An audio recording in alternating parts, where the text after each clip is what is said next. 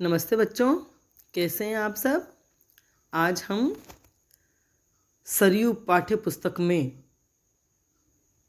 सूर्यकांत त्रिपाठी निराला पद्य पाठ नंबर 8 उसका अध्ययन करेंगे।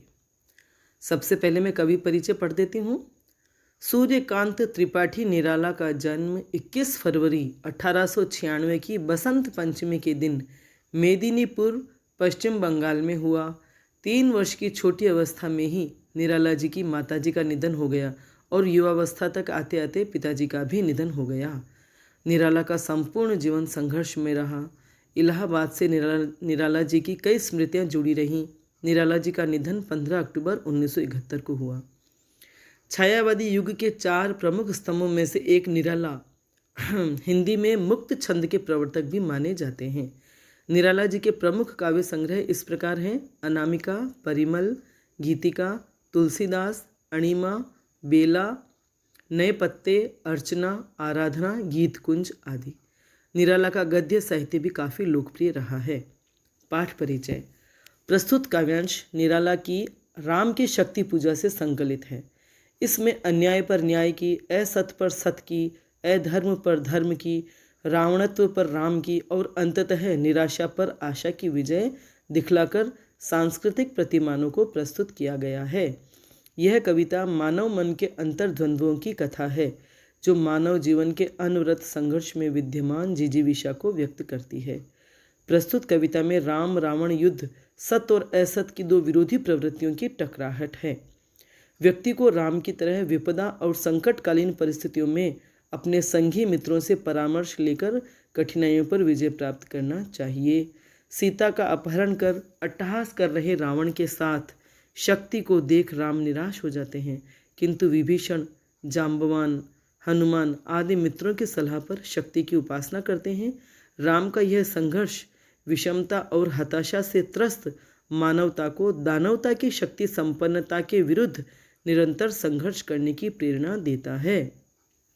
अर्थात इसमें राम की जो निराशा की अवस्था और संघर्ष जो बताया गया है, वह समस्त मानवता को, जब हमारे सामने दानव पक्ष इतना शक्ति संपन्न हो, लेकिन हमें निराश नहीं होना चाहिए और निरंतर संघर्ष करते रहना चाहिए।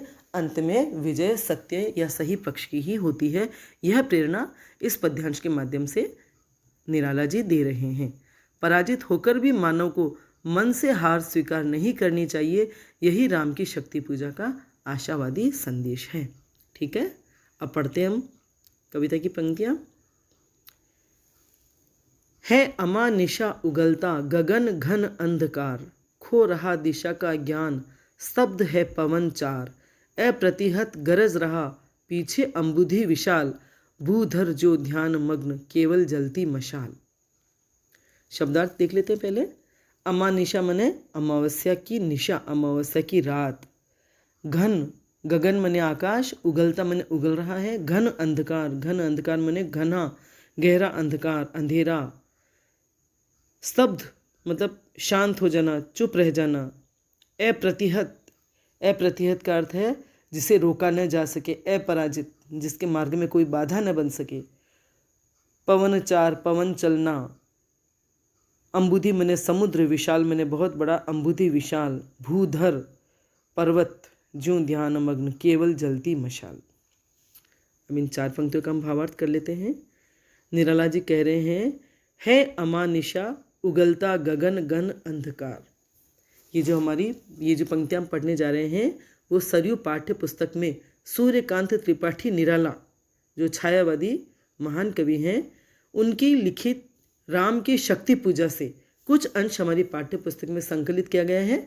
उसी से उद्धृत है ये अंश और उसका हम भावार्थ कर रहे हैं। है अमानिशा उगलता गगन घन अंधकार। अमावस्या की रात है और अमावस्या की रात कैसी होती है? घनी अंधेरी, जिसमें हाथ को हाथ नहीं सूझता।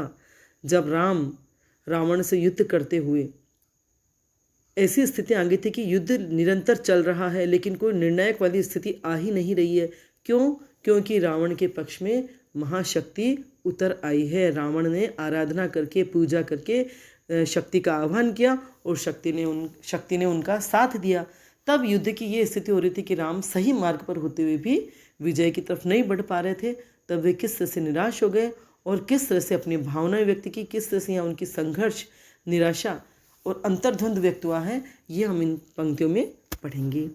तो राम निराश स्थिति में वहाँ बैठे थे, उसका चित्रण है यहाँ कि वहाँ का वातावरण कैसा था। है अमानिशा, अमावस्या की रात है और उगलता गगन घन अंधकार। गगन माने आकाश जो है घना अंधेरा उगलता है, मतलब अमावस्या की रात्रि में घना अंधकार होता है, हाथ को हाथ नहीं सुझाई देता, कुछ भी दिखाई नहीं देता, केवल अंधकार के सिवा। अभी तक आपने न देखा हो तो देखिएगा, जब अमावस्या होती है तो कैसी रात होती है और जब पूर्णिमा होती है तो कैसी रात होती है। पूर्णिमा में इतना उजाला रहता है कि आप रोड लाइट्स भी बंद रख सकते हैं, और अमावस्या में इतना अंधकार होता है कि आपको कुछ भी नहीं दिखाई देगा। तो ऐसी अमावस्या की रात कि गगन घना अंधकार उगल रहा है, खो रहा दिशा का ज्ञान। ऐसे अंधकार में दिशाओं का कोई ज्ञान नहीं हो सकता, कोई दिशा दिखाई नहीं दे रही, कुछ भी दिखाई नहीं दे रहा है। स्तब्ध है पवन चार, और पवन भी बंद है, पवन भी स्तब्ध है, पवन भी चुप है। अप्रतिहत गरज रहा पीछे अम्बुधि विशाल। जहाँ राम विराजमान है उनके पीछे ही अप्रतिहत मन बगैर किसी बाधा के, कोई रोक टोक करने वाला नहीं है, और अप्रतिहत गति से विशाल समुद्र गरज रहा है, उसकी गर्जना सुनाई दे रही है। और अमावस्या की रात्रि है, घना अंधकार है, एकदम शांति है, और समुद्र की गर्जना वहाँ सुनाई दे रही है। भूधर ज्यों ध्यान मग्न केवल जलती मशाल। भूधर ज्यों ध्यान मग्न, यहाँ दोनों अर्थ ले सकते हैं हम कि भूधर माने वहाँ जो पर्वत है, सुवेल पर्वत, वो जैसे ध्यान मग्न खड़ा है, वो भी एकदम शांत और स्थिर खड़ा है, या राम, श्री राम भगवान रामचंद्र भूधर इस पर्वत के समान ध्यान मग्न बैठे हैं, और वहाँ केवल एक जलती हुई मशाल दिखाई दे रही है। समझ में आ गया? चले आगे।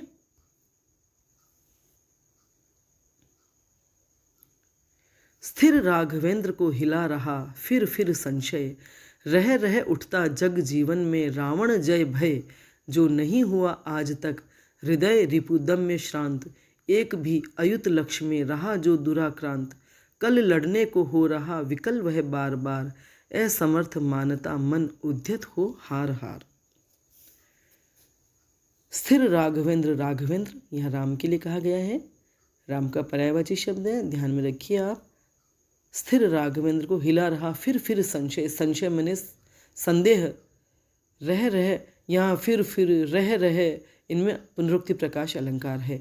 रावण जय, रावण की विजय का भय उनके मन में संदेह उत्पन्न कर रहा है। रिपुदम्य, रिपु से दमन, रिपु से दमित नहीं हुआ, श्रांत थका नहीं, अयुत लक्ष्य, अयुत मने हजार, लक्ष्य मने लाख में रहा जो दुराक्रांत, आक्रांत नहीं हुआ। विकल मने व्याकुल हो रहा है, असमर्थ मानता, अपने आप को असमर्थ मान रहे हैं। मन उद्यत हो रहा, मन उद्यत हो रहा है, उद्विग्न हो रहा है, और यही सोच कर उद्यत, मतलब ये उद्यत हो रहा है, वो तत्पर हो रहा है, तैयार हो रहा है, ऐसा लग रहा है उसे कि वह हार जाएगा। यह सोच कर के मन उद्यत हो रहा है। ठीक है, भावार्थ करें तो कि इन पंक्तियों में वही स्थिति है कि अंधकार है अमावस्या का, श्री राम निराश होकर के बैठे हैं, ध्यान मग्न हैं कि ये विजय कैसे होगी, या विजय होगी या नहीं होगी, ये अंतर्द्वंद उनके हृदय में मचा हुआ है। स्थिर राघवेंद्र को हिला रहा फिर संशय, तो जो राघवेंद्र स्थिर दिखाई दे रहे हैं, जो श्री राम स्थिर बैठे हुए दिखाई दे रहे हैं, लेकिन उनके मन में ये संशय बार बार उनके हृदय को हिला रहा है, मन को विचलित कर रहा है कि विजय होगी या नहीं, रावण के साथ सब शक्ति है, इसलिए मेरी विजय होगी कि नहीं, हमारी विजय होगी कि नहीं। रह रह उठता जग जीवन में रावण जय भय, रह रहे उनके हृदय में यही बात उठ रही है, यही संदेह उठ रहा है कि रावण तो नहीं जीत जाएगा, कि रावण अगर जीत गया तो, इस बात से वे भयभीत हो रहे हैं कि रावण अगर जीत गया और हम पराजित हो गए तो क्या होगा, सीता को कैसे छुड़वाया जाएगा। जो नहीं हुआ आज तक हृदय रिपु दम में श्रांत, श्री राम का जो हृदय आज तक कभी किसी रिपु, किसी शत्रु के सामने दमित नहीं हुआ, किसी शत्रु, कोई शत्रु उनका दमन नहीं कर सका, कोई शत्रु उनको पराजित नहीं कर सका, कोई शत्रु उनको थका नहीं सका, पीड़ित नहीं कर सका, ऐसे श्री राम का हृदय आज संशयग्रस्त हो रहा है। उनके मन में ये संदेह बार बार उठ रहा है कि मैं जीत पाऊंगा या नहीं, या कहीं रावण तो न जीत पाएगा, न जीत जाएगा। एक भी अयुत लक्ष्य में रहा जो दुराक्रांत, हजारों लाखों की सेना के सामने जो दुराक्रांत रहे, कभी आक्रांत नहीं हुए, बल्कि उनकी वजह से सामने वाली शत्रु सेना हमेशा आक्रांत हुई, डरी, पराजित हुई, लेकिन आज ऐसा समय है कि श्री राम निराशा में डूब रहे हैं। उनका हृदय निराशा और आशा में उतर चढ़ रहा है। कल लड़ने को हो रहा विकल वह बार बार। रावण से युद्ध करने की बात, कल जो रावण से वापस युद्ध होगा, यह सोच सोचकर वह व्याकुल हो रहे हैं। बार बार असमर्थ मानता मन उद्यत हो हार हार, और अपने आप को वे असमर्थ मान रहे हैं। मन उद्यत हो रहा है इस बात के लिए भी कि कल युद्ध तो करेंगे, लेकिन कहीं मैं पराजित तो न हो जाऊंगा, जैसे मेरी हार ही हो जाएगी। यह बात उनके मन को बार बार बेचैन कर रही है और उन्हें ऐसा लग रहा है कि मैं युद्ध नहीं जीत पाऊंगा, रावण की जीत हो जाएगी। ऐसा मन उनका इस बात को सोच सोच करके सोचने के लिए तत्पर हो रहा है, तैयार हो रहा है कि कल मैं पराजित हो जाऊंगा और रावण तो कहीं जीत नहीं जाएगा, क्योंकि रावण के पक्ष में शक्ति, महाशक्ति तक उतरी हुई है। इसलिए ठीक है, समझ में आया। तो ये जो पंक्तियां हैं, इसमें राम के अंतर्द्वंद्व का चित्रण इन पंक्तियों में हुआ है, बहुत ही सुंदर और सहज भाषा में, और बहुत ही सहजता से श्री राम की निराशा और मानसिक जो उतार चढ़ाव है, अंतर्द्वंद्व जो है, अंदर का जो संघर्ष है, वह चित्रित हुआ है। शत्रुओं का सामना करने में राम कभी पीछे नहीं रहे, कभी डरे नहीं, कभी दबे नहीं, लेकिन आज रावण के साथ शक्ति को देखकर उनके मन में यह संदेह उठ रहा है बार बार कि मैं जीत पाऊंगा या नहीं। इसमें तत्सम शब्दावली है, मैंने बताया नहीं। तत्सम शब्द किसे कहते हैं आप जानते होंगे, संस्कृत के वे शब्द जो हिंदी में ज्यों के त्यों स्वीकार किए जाते हैं या ज्यों के त्यों आ जाते हैं, उन्हें तत्सम शब्द बोलते हैं। तो इनमें तत्सम शब्दों की भरमार है। साहित्यक प्रभावपूर्ण खड़ी बोली का प्रयोग हुआ है। अनुप्रास और पुनरुक्ति प्रकाश अलंकार है। रह रहे, बार बार, हार हार, एक शब्द दोबारा जब आता है, उसकी पुनरावृत्ति होती है, तो वहाँ पुनरुक्ति प्रकाश अलंकार होता है। और प्रकृति के कठोर रूप का यह आलम्बन रूप में चित्रण हुआ है। विशाल समुद्र की गर्जना, अमावस्या का अंधकार, गगन का अंधकार उगलना और पर्वत का भी एकदम शांत ध्यान मग्न की तरह दिखाई देना, ये जो है ये आलम्बन रूप में प्रकृति का चित्रण हुआ है। भयानक रस की यहाँ सृष्टि हो रही है। जिस तरह का वातावरण यहाँ निर्मित हुआ है, जिस तरह का वातावरण यहाँ चित्रित हुआ है, उससे हमारे हृदय में भयानक रस की सृष्टि होती है। राम की शक्ति पूजा छायावादी काव्य का उत्कृष्ट उदाहरण है। ये जो राम की शक्ति पूजा निराला के द्वारा लिखी गई है, वह छायावादी काव्य का बहुत ही सुंदर और श्रेष्ठतम उदाहरण है। ठीक है, अमावस्या की रात के माध्यम से श्री राम की जो हताशा का संकेत इसमें दिया गया है, वह बहुत ही सुंदर है। मतलब वातावरण की सृष्टि भी कवि महोदय ने बहुत ही अच्छी की है, जो उनके हृदय की निराशा से मेल खा रही है। ठीक है, आगे चलें। कुछ क्षण तक रहकर मौन, सहज निज कोमल स्वर, बोले रघुमणि मित्रवर, बोले रघुमणि मित्रवर, विजय होगी न समर। यह नहीं रहा नरवानर का राक्षस से रण, उतरी पा महाशक्ति रावण से आमंत्रण। अन्याय जिधर है उधर शक्ति, कहते छल छल हो गए नयन, कुछ बूंद पुनः ढलके दृगजल। रुक गया कंठ, चमका लक्ष्मण तेज प्रचंड। इतनी पंक्तियां करते हैं हम। पहले शब्दार्थ देख लेती हूँ मैं। मौन मने चुप, सहज निज कोमल स्वर, बोले रघुमणि, रघुमणि श्री राम के लिए कहा गया है। मित्रवर, विजय होगी न, विजय नहीं होगी समर युद्ध में। उतरी पा महाशक्ति रावण से आमंत्रण, रावण से निमंत्रण, रावण से बुलावा, रावण ने पूजा के द्वारा महाशक्ति को आमंत्रित किया।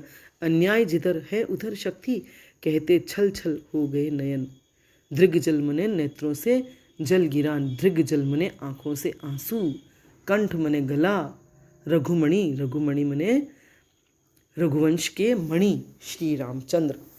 ठीक है, भावार्थ करें तो ये जो पद्यांश है, ये जो पंक्तियां हैं, श्री राम की शक्ति पूजा से उद्धृत हैं, जो निराला जी द्वारा रचित हैं। कुछ क्षण तक रहकर मौन, सहज निज कोमल स्वर, बोले रघुमणि मित्रवर, विजय होगी न समर। कुछ क्षण तक ऐसे निराशा जो उनके हृदय में घुल रही थी, मन में जो संशय उठ रहा था, ऐसे समय में कुछ क्षण तक, कुछ समय तक मौन रह करके, चुप रहकर रघुमणि अपने निज कोमल स्वर में बोले, सहजता से कोमलता भरे स्वर में बोले, रघुमणि हे मित्रवर, विजय नहीं होगी इस युद्ध में, विजय होने में संशय दिख रहा है। विजय होगी या नहीं होगी, ये संशय मेरे मन में उठ रहा है। क्यों? क्योंकि यह नहीं रहा नर वानर का राक्षस से रण, कि यह मनुष्य और वानरों का राक्षस से रण नहीं रहा, कि अभी तक तो ये मनुष्य और वानर मिलकर राक्षस से युद्ध कर रहे थे, लेकिन अब यह युद्ध वह युद्ध न होकर के भयंकर शक्तियों का युद्ध हो गया है। केवल शक्तियाँ ही लड़ रही हैं, जैसे उत्तरी पा महाशक्ति रावण से आमंत्रण, क्योंकि रावण की तरफ, राक्षसों की तरफ महाशक्ति शामिल हो गई है। रावण ने अपनी पूजा और आराधना से जो महाशक्ति का आह्वान किया था, वे महाशक्ति उनके पक्ष में आ गई है। इसलिए अब यह डर लग रहा है, यह भय लग रहा है, यह आशा नहीं बन रही है कि युद्ध में विजय प्राप्त हो पाएगी, क्योंकि एक तरफ हम मानव और वानर हैं और दूसरी तरफ राक्षस तो है ही, लेकिन उनके साथ दिव्य शक्ति भी शामिल हो गई है। अन्याय जिधर है उधर शक्ति, जिस तरफ अन्याय है उधर शक्ति कैसे उतर सकती है? इस बात पर उन्हें बहुत ही आश्चर्य और दुख हो रहा है कि रावण अन्याय के मार्ग पर चल रहा है, रावण अधर्म के मार्ग पर चल रहा है, जबकि मैं सही मार्ग पर हूँ, मैं सत्य मार्ग पे हूँ, फिर भी शक्ति उनका साथ दे रही है। कहते छल छल, ऐसे कहते हुए बहुत ही दुखी होते हुए राम के नेत्र छल छला आए, मतलब उनके आंखों में आंसू आ गए। कुछ बूंद पुनः ढलके दृग्जल, और कुछ बूंदें उनकी आंखों से ढलक पड़ी, उनकी आंखों से आंसू छलक गए, है ना, कि राम अन्याय के विरुद्ध लड़ रहे हैं, लेकिन फिर भी महाशक्ति अन्यायी रावण के साथ है। यह देख करके राम बहुत ही व्यथित हो उठे हैं। तो यहाँ कवि ने राम के मन की इतनी गहन वेदना का बहुत ही सजीव और सुंदर चित्रण किया है, जो हमारे हृदय को छू लेता है। अनुप्रास अलंकार है, छल छल में पुनरुक्ति प्रकाश अलंकार है, तत्सम शब्द है ही, तत्सम शब्दावली है, और हिंदी खड़ी बोली साहित्यिक भाषा का प्रयोग है। ठीक है, वर्णनात्मक शैली है, सजीव सरल और सशक्त भाषा का प्रयोग यहाँ हुआ है। तत्सम शब्द प्रधान है ही। आगे चलें। रुक गया कंठ चमका लक्ष्मण तेज प्रचंड, धस गया धरा में कपि गहे युगपद मसक दंड, स्थिर जाम्बवान समझते हुए जो सकल भाव, व्याकुल सुग्रीव हुआ उर्मे जो विषम घाव, निश्चित सा करते हुए विभीषण कार्यक्रम, मौन में रहा यो स्पंदित वातावरण विषम। शब्दार्थ कर लेते हैं पहले।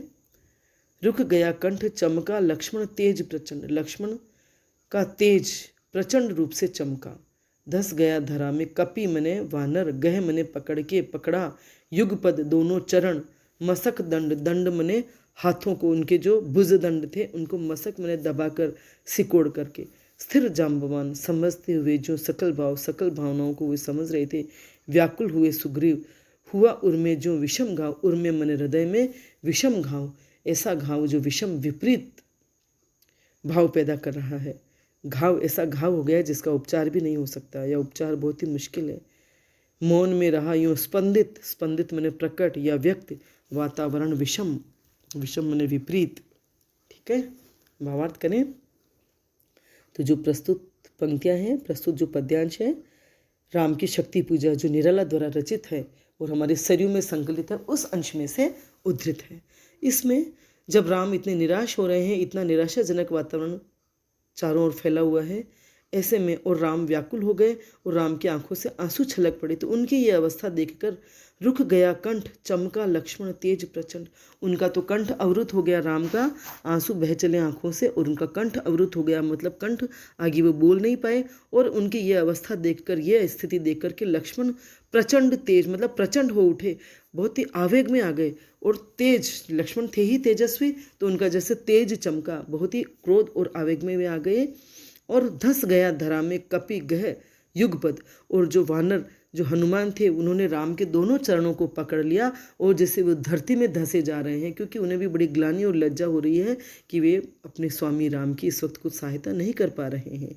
मसक दंड, और उनकी भुजाएं वो सिकोड़ रहे हैं, उनकी जो दोनों चरणों को पकड़ करके वे अपनी भुजाओं को सिकोड़ रहे हैं इस ग्लानि से और लज्जा से कि मैं भगवान की कुछ मदद नहीं कर पा रहा। स्थिर जाम्बवान समझते हुए जो सकल भाव, और राम के भावों को समझते हुए और उस समय की जो अवस्था और निराशाजनक वातावरण को देखते हुए जाम्बवान स्थिर ही रहे, क्योंकि वे भी नहीं समझ पा रहे कि किस प्रकार वो राम को ढाढ़स बंधाए। व्याकुल सुग्रीव हुआ उर्मे जो विषम घाव, और सुग्रीव इतने व्याकुल हो गए जैसे उनके हृदय में कोई विषम घाव हो गया है, जिस घाव की कोई घाव का कोई उपचार न हो सके, ऐसा घाव उनके हृदय में हो गया। इस तरह से वो व्याकुल हो गए। निश्चित सा करते हुए विभीषण कार्यक्रम, और ये सारी अवस्था और स्थिति को देखते हुए विभीषण जैसे आगे की कुछ योजना उनके मन में वो निश्चित करने लगे, सोचने लगे, क्योंकि उन्हें अपने भाई रावण की और अपने लंका की सारी स्थितियां पता है, रावण की शक्तियों का भी पता है। तो अब वो इन स्थितियों को देख करके अब आगे क्या करना चाहिए, ऐसा वे कार्यक्रम मन में सोचने लगे। मौन में रहा यो स्पंदित वातावरण विषम। तो इस प्रकार सभी चुप थे, लेकिन वातावरण बहुत ही विषम हो गया था, विपरीत हो गया था। इसमें सबके दिल धड़क रहे थे, और ये वातावरण में मौन भी जैसे स्पंदित हो रहा था। वातावरण की विषमता इस सारे सभी के सामने स्पंदित हो रही थी, प्रकट हो रही थी, व्यक्त हो रही थी, कि सभी एकदम खामोश हो गए थे, कोई कुछ कह नहीं पा रहा था राम की जो अवस्था हो गई थी उसके सामने। ठीक है, तो राम अन्याय के विरुद्ध लड़ रहे हैं, लेकिन महाशक्ति जो है उनके साथ है। इस वजह से राम निराश हो गए हैं, और धीरज के धनी राम को विचलित और व्यथित देखकर उनके सभी साथी भी एकदम विचलित हो गए हैं, व्यथित हो गए, और उनके किसी के भी मुंह से कोई बोल नहीं फूट पड़ रहा।